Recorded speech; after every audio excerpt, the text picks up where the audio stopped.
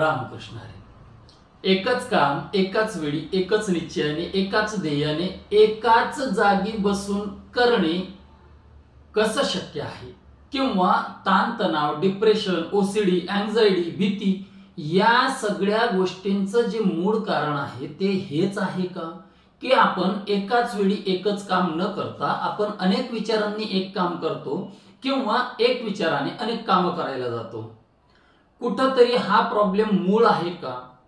तर श्रीकृष्ण म्हणताय की या सगळ्या गोष्टीचा जर तुम्ही बारीक विचार केला तर आनंदी तणावरहित जगण्याचं एकमेव सार काय आहे की तुम्ही एकाच वेळी एकाच जागी एकाच निश्चयाने एकाच ध्येयाने एकच काम हे केलं पाहिजे। आणि ते कसं शक्य आहे ते आज आपण चर्चा करणार आहोत। मल्टीटास्किंगचा जमाना आहे मित्रांनो, म्हणजे एकाच वेळी अनेक कामं हे डोक्यात ठेवून त्यांना कामं करावी लागत असतात। म्हणजे जसं आजकाल कॉमन गोष्ट झालेली आहे की एकाच वेळी अनेक कामं कशी करायची, तर सर्व कामं योग्य वेळेत पण झाले पाहिजे, योग्य पद्धतीने झाले पाहिजे, योग्य फायदा त्याच्यातून आलेला पाहिजे। एवढंच नाही तर अगदी ते परफेक्ट कसं होईल आणि ते योग्य वेळेत कसे कंप्लीट करून समोरच्याला देता येतील या सगळ्या गोष्टींचं काम चालू असतं डोक्यात एकाच वेळी। बरं, याकडे या लोकांचा बहुसंख्य लोकांचा कल असल्यामुळे होतंय काय की काही लोकांना ते अगदी नको नको असतं। म्हणजे ऑफिसेसमध्ये, त्यांच्या प्रोजेक्ट्समध्ये, कुठे ड्युटीच्या ठिकाणी, शाळेच्या ठिकाणी बऱ्याचदा एकाच वेळी अनेक कामं त्यांच्या डोक्यात चालू असतात आणि ते नको होऊन जातं त्यांना। पण तरी सुद्धा त्यांना त्यांच्या काही या मजबुरींमुळे ते कामं करावीच लागतात। परिणामी पुढे जाऊन काय होतं ते मी तुम्हाला सांगतो। म्हणजे त्या कामांची जी गुणवत्तेच्या बाबतीत वाढलेली अपेक्षा असते ती अपेक्षा पूर्ण करायच्या नादामध्ये लोकांना पुढे जाऊन अँक्झायटी, डिप्रेशन, ताण तणाव या गोष्टी दिसायला लागतात। बरं, होतं काय की हा सततचा पडत असलेला मानसिक जो दबाव आहे त्या दबावाची एक दिवशी मर्यादा संपते आणि संपलेल्या मर्यादेनंतर तो दबाव तुमच्या शरीराकडे शिफ्ट होतो आणि मग याच पुन्हा पुन्हा घेत असलेल्या मानसिक ताणाचा, या डिप्रेशनचा, या सगळ्या गोष्टीचा परिणाम तुमच्या शरीरावर मग बीपी, डायबिटीस, झोप न लागणं, भूक न लागणं, ड्युअल पर्सनॅलिटी, डिप्रेशन, इथून तर अगदी सुसाइडल टेंडन्सी पर्यंत या गोष्टी जातात। मानसिक परिणामांची आणि शारीरिक परिणामांची एक सांगड घडते। कुठंतरी या गोष्टींना एक शेवट येतो आणि मग समोरचा व्यक्ती हा जगून न जगल्यासारखा होऊन जातो। म्हणजे दिसायला जे बाहेरचं सुंदरसं जीवन दिसतं की ज्याच्यात पैसा, नोकरी, पद, प्रतिष्ठा सगळं काही असतं, ते जीवन आतून किती घाबरं, किती अस्थिर आणि किती विचित्र पद्धतीने स्वतःला कंट्रोल करण्याच्या नादात, दुसऱ्यांची अपेक्षा पूर्ण करण्याच्या नादात ते एकाच वेळी मल्टीटास्किंग करत करत करत करत ते जीवन खूप घाबरं होऊन जातं। मग खरोखर या गोष्टीची, हे मल्टीटास्किंगची गरज असते का, किंवा हे मल्टीटास्किंग खरोखर इतकं धोकेदायक असतं का? याचा जवळपास 99% मंडळींना जर विचार केला तर ते म्हणतील की हे सगळं काही खरंच आजची काळाची गरज असल्यामुळे एकाच वेळी एकच काम एकाच ध्येयाने एकाच वेळी करणं तसं अशक्य आहे। पण श्रीकृष्ण म्हणतात हेच शक्य आहे आणि हेच खरं सत्य आहे। त्याच्यासाठी श्लोक 39 ते 41 अध्याय नंबर 2 इथून आपण आज हा मुद्दा उचललेला आहे। तर पाहू आता त्याच्यात खरोखर तसं करता येतंय का। तर 39, आतापर्यंत या ज्ञानाची पृथक्करणात्मक माहिती मी तुला सांगितली आहे। आता मी निष्काम कर्म कसे करावे याचे वर्णन करतो। ते एक, हे पार्था, या ज्ञानाच्या आधारे कार्य केल्याने तू कर्मबंधनातून मुक्त होशील। 40, या प्रयत्नात कोणतीही हानी किंवा ऱ्हास नाही आणि या मार्गातील अल्प प्रगतीनेही मनुष्याचे फार मोठ्या भयापासून संरक्षण होऊ शकते। 41 आहे, या मार्गावर असणाऱ्यांची बुद्धी ही दृढ निश्चयी असते आणि त्यांचे ध्येयही एक असते। हे प्रिय कुरुनंदन, जे डळमळीत वृत्तीचे असतात त्यांच्या बुद्धीला अनेक फाटे फुटलेले असतात। इथं जे बुद्धीला अनेक फाटे फुटलेले सांगितलंय दॅट इज मल्टीटास्किंग. जे मल्टीटास्किंग करतात त्यांची वृत्ती, त्यांची प्रवृत्ती ही डळमळीत असते असं कृष्ण म्हणताय. पुढं एक मार्ग सांगितलेला आहे ज्याच्यावर असणाऱ्यांची बुद्धी ही दृढ निश्चयी आणि त्यांचं ध्येय सुद्धा एकच राहतं असं म्हटलेलं आहे.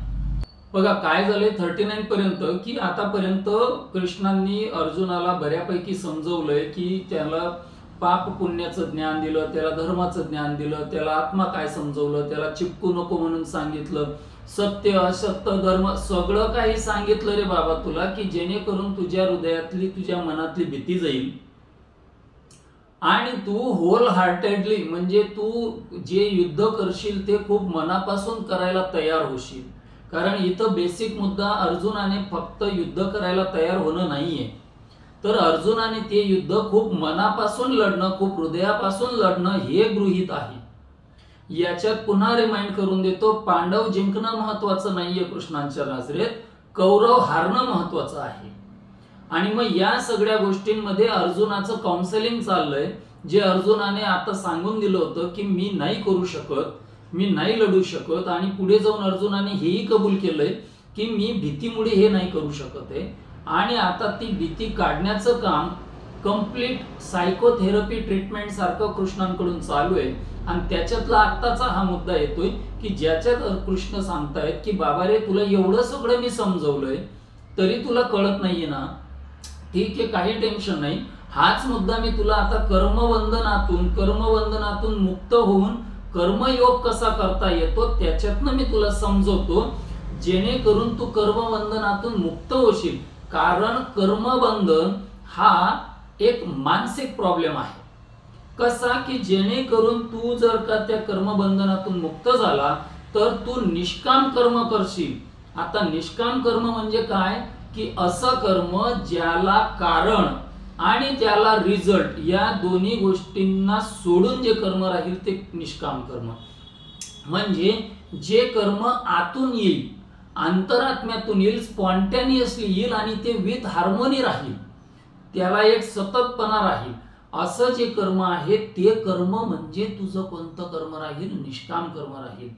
जे कर्म साध्या भाषेत की बाबा मी काहीच करत नाही, माझा अंतरात्मा मला जे दाखवतो, जे सुचवतो, माझा परमात्मा मला जी बुद्धी देतो त्याप्रमाणे मी ते करतोय, स्पॉन्टॅनियसली आहे, आतून आहे. ते कर्म जे तू करशील त्या कर्माने तू कर्मबंधनातून मुक्त होशील आणि तुला या गोष्टी काहीही बाध्य ठरणार नाहीत. पुढचा मुद्दा असा येतो की कर्मबंधन म्हणजे काय की कर्माला स्वतःशी जोडून देणं, कर्माला स्वतःशी चिपकून घेणं, आपण कर्माला पूर्ण शारीरिक मानसिक अटॅच होऊन जाणं, हा प्रॉब्लेम आहे कर्मबंधनाचा.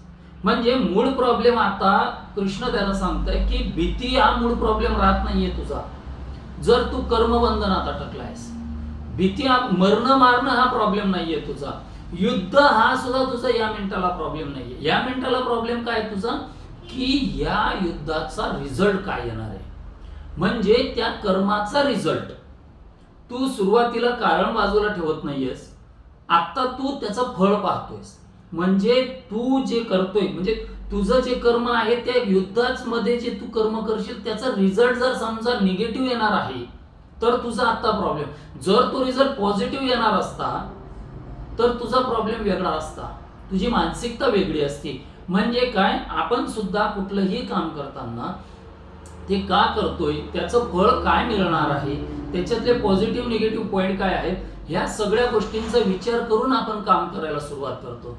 याच्यातले 99.99% जे कामं आहेत ते काहीतरी फळ मिळणार आहे याच्या अपेक्षेने या गोष्टीची सुरुवात केली जाते. म्हणजे आपण काम सुरू करतो पण त्या रिझल्टच्या कडे पाहून सुरू करतो. ज्या रिझल्ट कडे पाहून सुरू करतो तो रिझल्ट मिळेल की नाही मिळेल त्या चिंतेत आपण ते काम करत असतो. आणि हाच बेसिक मुद्दा कृष्णांनी पकडलाय की जेणेकरून रिझल्ट बद्दल जर तुम्ही चर्चा करणार, चिंता करणार असाल तर तुम्ही त्या कर्मबंधनात अटकणार. कारण म्हणजे जेही काम तुम्ही करणार आहात त्याचं सुरुवातीचं कारण आणि त्याचा रिझल्ट या दोन्ही गोष्टी बाजूला ठेवून जे कर्म उरेल ते कर्म जर तुम्ही केलं तरच आणि तरच तुम्ही कर्मबंधनातून मुक्त होणार. म्हणजे जे तुम्ही काम सुरू केलंय त्याचा रिझल्ट काय येणार आहे त्या गोष्टीची चिंता न करता जर तुम्ही काम करत असाल तर तुम्ही कर्मबंधनातून मुक्त होणार. मग जो रिझल्ट मिळेल तो चांगलाच मिळेल, जे येईल जे होईल ते चांगलंच होईल. पुढे 40 मध्ये ते सांगताय की या प्रयत्नात म्हणजे कर्मयोगात, जे योगासारखं कर्म करावं लागतंय किंवा कर्म केलं पाहिजे त्याच्यामध्ये अल्प प्रगती म्हणजे काय की कर्म किंवा काम कसं करावं याची एक प्रोसिजर त्यांनी सांगितली. त्याच्या वापराने खूप भयातून सुद्धा तुम्हाला मोकळं वाटेल. मग सगळ्यात मोठं भय कसलंय तर मृत्यूचं भय आहे. प्रत्येकाला सगळ्यात मोठी भीती कशाची आहे तर सगळ्यात मोठी भीती ही मृत्यूची आहे. मग इतर जे भय आहेत ते त्या भयाच्या फांद्या आहेत. आणि या सगळ्या त्रासांचं, या सगळ्या गोष्टींचं, सर्व त्रासांचं कारण काय की आपण जे काही करतोय त्याच्यामध्ये आपण काय पाहतोय, रिझल्ट पाहतोय. मग बघा, रिझल्ट पाहण्याकडे पूर्ण लक्ष असल्यामुळे जर आपल्या मनासारखा रिझल्ट लागत नसेल तर मग आपण हलतो, आपण रागराग करतो, आपण चिडचिड करतो. म्हणजे आपल्याला आपल्या मनासारखा रिझल्ट दिसला नाही, आपण हलणार, थकणार, हार मानणार. इतकंच नाही की जे कर्म आपण करत होतो ते कर्म करण्याची मजाच जाईल, त्याची इच्छाच राहणार नाही. कधी कधी आपण तर ते काम सोडून देऊ आणि दुसरंच कर्म करायला लागू. म्हणजे मी हे काम नसतं केलं तर बरं झालं असतं अशी सुद्धा भावना आपल्या मनात जागृत होऊन जाते आणि शेवटी आपण ते हातातलं घेतलेलं काम सोडून देतो.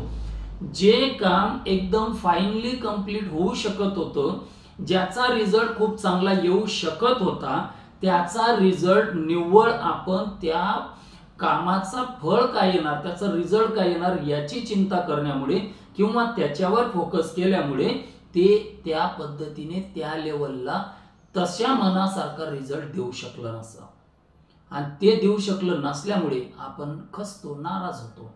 म्हणजे काय की कारण आणि रिझल्ट पाहण्याने आपण हारणार याची चान्सेस जास्त असतात. सक्सेसफुल तेच, जिंकलेले तेच लोक आहेत ज्या लोकांनी प्रत्येक गोष्ट करताना कारण आणि रिझल्ट थोडे बाजूला ठेवले. विशेष म्हणजे त्या लोकांनी ज्या कामात त्यांना अपयश मिळालंय तेच काम पुन्हा 100 वेळा अपयश मिळून सुद्धा तेच काम पुन्हा करून एक दिवशी ते काम पूर्ण करून दाखवलंय आणि तेच काम करून ते सक्सेसफुल पण झाले. इथं आपण एक काम एकदा केल्यानंतर जर अपयश मिळत असेल तर ते सोडायला बसलोय. आणि हे लोक सक्सेसफुल कसे झाले तर ज्या कामातून 100 वेळा अपयशी झाले. बघा तुम्ही, एडिसनने बल्बचा शोध लावला, किती वेळा तो बल्ब फेल गेला, पण पुन्हा प्रयत्न करून तो बल्ब शोधलाच आणि आज आपण जे उजेड पाहतोय ते त्याचा परिणाम आहे. टाटा आहेत, अंबानी आहेत, हे जे लोक आहेत यांनी पुन्हा स्पॉन्टेनियसली काम केलंय, ज्याच्यात त्यांनी जास्त लक्ष फळावर केंद्रित न करता कामावर केंद्रित केलंय. आणि हाच खरा मुद्दा आहे की या लोकांनी जसं झपाटून दृढ निश्चयाने एकच ध्येयाने काम केलंय ते काम स्पॉन्टेनियसली केलंय. आणि श्रीकृष्ण जे सांगतायत ती आपल्या आयुष्यातली रोजची एकच गोष्ट आहे की ज्या गोष्टीमुळे आपण कर्मबंधनातून मुक्त होऊन एक काम वाढवत नेलं पाहिजे.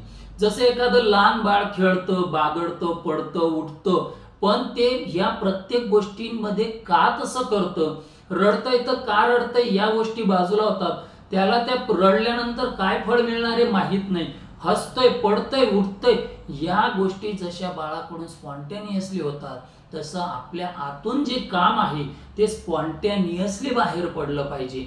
जर सर्व काम आपण स्पॉन्टेनियसली बाहेर काढत असू तर त्यानेच आपण आनंदी आणि भयमुक्त जगू. अर्जुना, तू जे इथून जाण्याचं सांगतोयस ना बाबा, तू जे म्हणतोयस हे कर्म तुझ्या आतून स्पॉन्टेनियसली येत नाहीये. हे कर्म बाहेरून तुला भीती मिळाली आहे त्याच्यामुळे येते. म्हणजे जी बाहेरून भीती आलेली आहे त्या भीतीमुळे तुला त्रास होतोय. हे बंधन आहे. कारण परिणाम विरहित काम करणं म्हणजे सर्व काम हे लक्ष, मन, बुद्धी, हृदयापासून सर्व कॉन्सन्ट्रेशन कर्मावर असणं. आता तुझं सगळं कॉन्सन्ट्रेशन कर्मावर नाहीये तर त्या भीतीमुळे तुझा रिझल्ट चुकीचा लागणार. तुझं युद्ध तू हारणार या फळावर आहे. हा खरा मुद्दा आहे की लक्ष मनापासून, पूर्ण बुद्धीने, पूर्ण हृदयापासून जर आपलं कॉन्सन्ट्रेशन हे फक्त आणि फक्त त्या कर्मावरच राहत असेल तर रिझल्ट चांगला येणारच असतो. मग असं जे कर्म आहे, ज्या कर्मामध्ये तुमचं पूर्ण लक्ष, मन, बुद्धी, जे काही चित्त आहे हे सगळं हृदयापासून तुमचं जर का कर्मावर असेल आणि ते जर का कुठल्याही अडथळ्याने, कुठल्याही विचाराने, कुठल्याही भावनेने, कुठल्याही परिणामाने, कुठल्याही रिझल्टने जर विचलित होणार नसेल तर हे जे काम चाललंय ते आहे पूर्ण दृढ निश्चयी वर्क. हे जे कर्म होतंय ते आहे दृढ निश्चयी. म्हणजे कारण ज्याला तुम्ही भूतकाळ म्हणू शकता आणि परिणाम ज्याला तुम्ही भविष्यकाळ म्हणू शकता, या दोन्ही गोष्टी टाळून कशामुळे काम करतोय, कुठून प्रेरणा आलेली आहे, कुठून तुम्हाला कोणी भडकवलंय का, कुठून प्रोत्साहित झालेत का, तुम्ही काय ठरवलं होतं, कुठून, हा भूतकाळ झालाय. प्लस भविष्यकाळ की या हे केल्यानंतर काय मिळणार आहे, हे केल्यानंतर कसं होणार आहे हे पण बाजूला. कारण भूतकाळ, मी मागच्याच व्हिडिओत सांगितलं, भूतकाळ भविष्यकाळ दोघं मेलेले असतात. एक मेला, एक जन्मालाच आलेला नाही.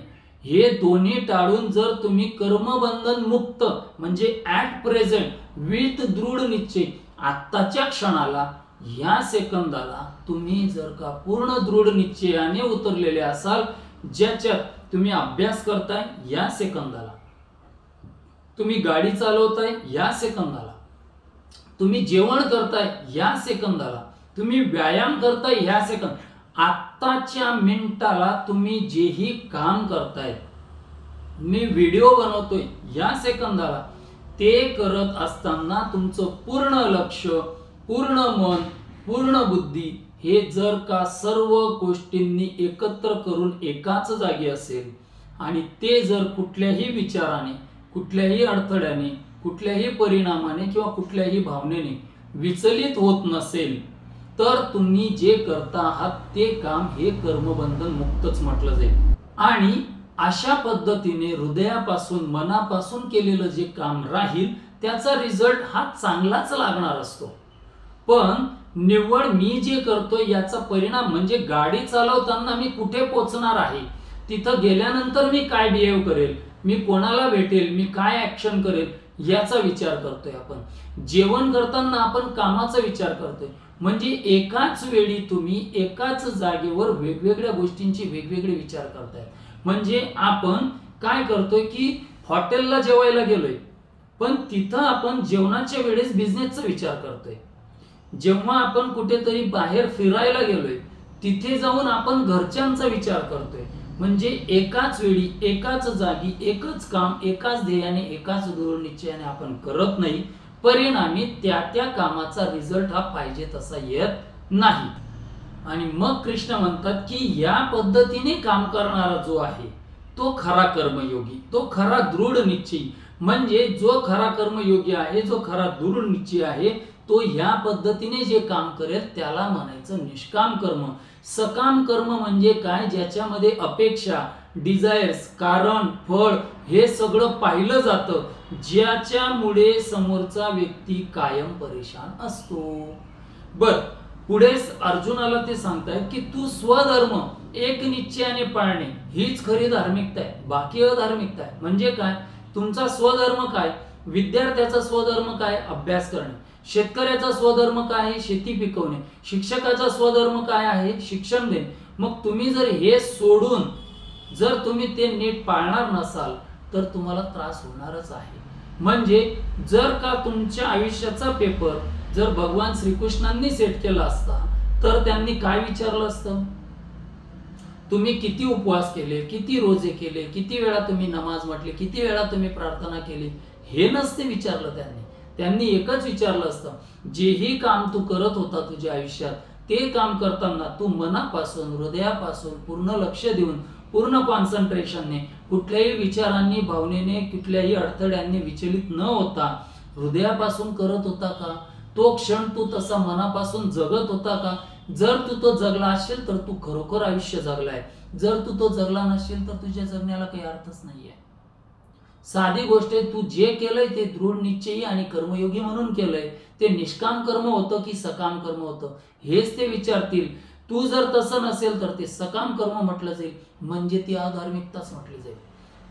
कर्मयोगी माणसाला शक्यतो 99% या पद्धतीने काम केल्यामुळे कोण त्यांना सक्सेस होऊ देत नाही. सक्सेस त्यांना मिळणारच आहे. कुठलाही व्यवसाय, आत्ताच्या मिनिटाला जर का मी व्हिडिओ करतो आहे आणि हा व्हिडिओ करताना लोक पाहतील की नाही, मला लाईक्स मिळतील की नाही, मला कॉमेंट्स येतील की नाही, हा सगळा विचार जर मी करत बसणार असेल तर जो मुद्दा मला तुमच्या समोर मांडायचा आहे तो मनापासून मांडलाच जाणार नाही. माझ्या मनात वेगवेगळे विचार असतील आणि मी ते बोलणार असेल तर मला ते मुद्दे तसे मांडता येणार नाही, रिझल्ट तसा येणार नाही. मी पॉइंट्स घेईल, पॉइंट्स नुसार बोलेल, पण बघा तेच पुन्हा पुन्हा घडेल की मी समजा ट्रिपला जातोय, मी जिमला जातोय, मी दुकानात जातोय, मी मंदिरात जातोय, मी यात्रेला, मी हिमालयात संन्यास घेऊन गेलोय, पण मी जिथं जातोय, जिथं मी जे काम करायला गेलोय, कृष्णांचं म्हणणं आहे तिथं तू तेच काम कर. तू मनापासून काम कर, तू हृदयापासून काम कर. तू ते काम करताना तुला काय रिझल्ट येणार आहे ते पाहू नको. व्यायाम करतोय ना, तुला कसं शरीर बनतंय काही नाही, तू फक्त व्यायामाच्या वेळी व्यायाम कर, तो मनापासून कर. तू दुकानात गेलायस, तू तुझा व्यवसाय करतोयस ना, तू मनापासून कर.